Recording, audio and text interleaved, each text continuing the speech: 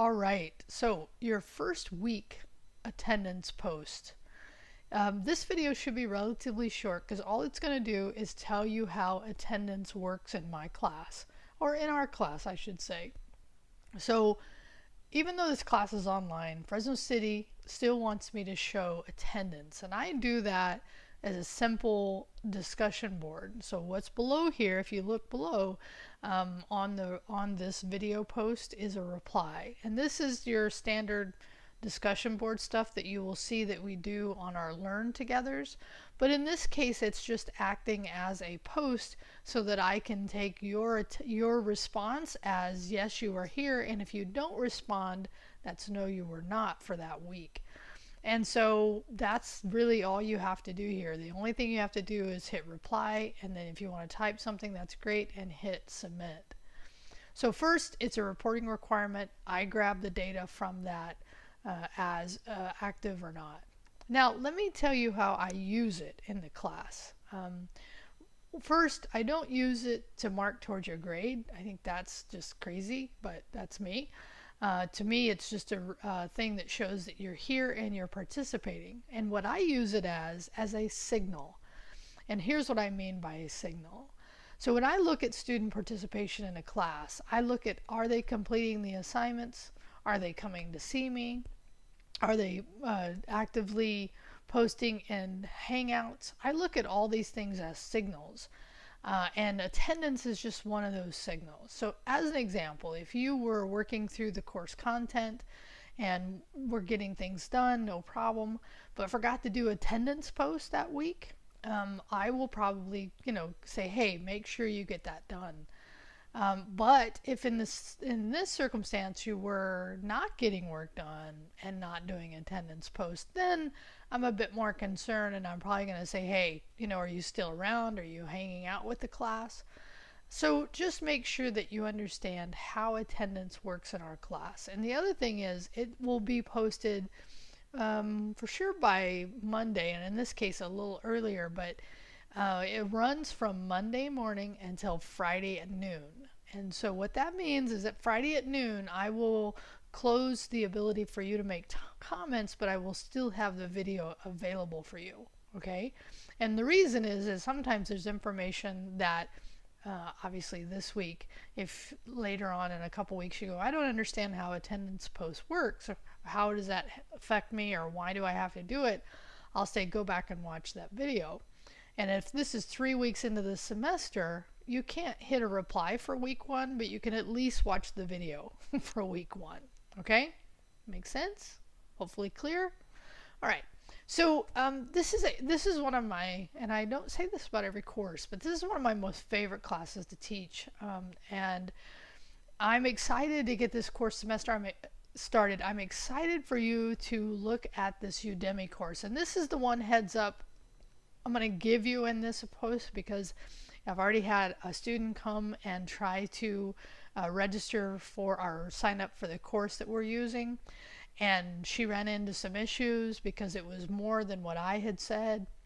And so I just want to give you the heads up about that, because I want you to try to get this for the least amount of possible. It's a great course, but I just want to say that. So I'm actually going to cover that next. Okay, so I'm going to move over to the course. It's already loaded here.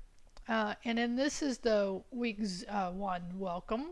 Okay, so hopefully you've watched this already. This is that, heads up kind of where the course goes and what you're going to need. But what I'm going to cover in this attendance post is something that, again, I had a student run into. So in our course, the required material is this, and I put $19.99. Now I'm already a Udemy student, right? So in this case, I'm already brought into the course. But if I'm not, then what happens here, let me just log out real quick. That's funky. All right, so when I log out and then I go to the course, and so this is what I'm trying to show you, then I will see a cost, right? And so this cost right here is like, this can throw you off, because you're like, well, this is not what Rio said, and this is exactly what the student went through.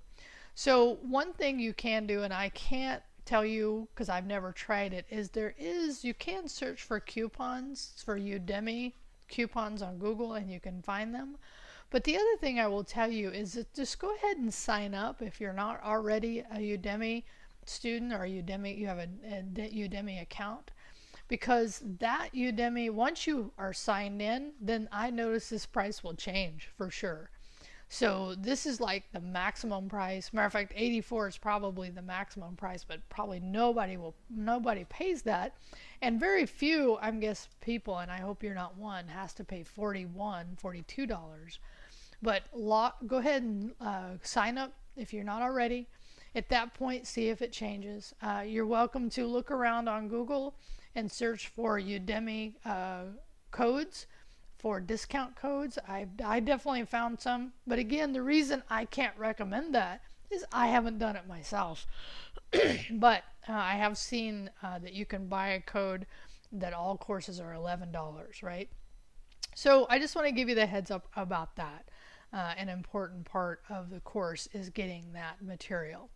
The last thing I want to say about this is in that first code up, which is the first Thursday, so this is your first thing you need to do in this course. You'll need to, and I'm going to sign back in because I want to give you the heads up about something that I hope you don't run into, but just FYI. And I talked a little about this in the course because I ran into it as I was recording. So in this class, which by the way, I love this class. This guy Andrew Mead is awesome.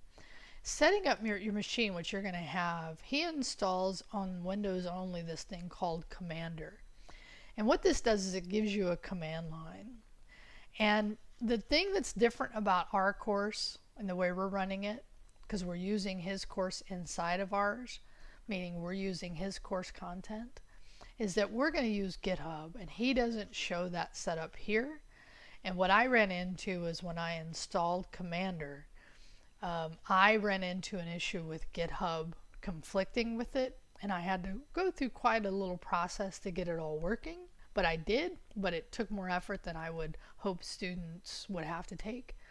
So as part of what you're going to get when you install, because this is a part of our class requirement, you'll see it in my video, is you're going to have GitHub. This is the website, and you're going to have GitHub, the software installed on. You will actually install some software associated with it, allows you to post code to this website. As part of this, you will get, and this is again only for Windows, which is probably the majority of you. I don't know. I use a Mac, but I also use Windows virtually, as I've said in my videos. Is that, what was I saying there? You'll need to use those GitHub tools and software, but part of what you get by downloading GitHub, let me just real quick here, download GitHub for Windows, and you'll just download it for, if you just hit download GitHub, what happens is GitHub is smart enough to know which your operating system is, and it'll show you that download. Oh, I guess actually here it just gives you the option. So as part of this software download, you get Git Bash, and you can run command line from there. But it's up to you how you want to do it. I just want to give you the heads up. You're welcome to, if you want at this point, because I've already had you install during my, I believe it's here, right here. I think I give you, because on the welcome, actually, I give you the welcome to the course, joining class chat. And then here on the code up, I actually walk you through the stages of getting GitHub set up.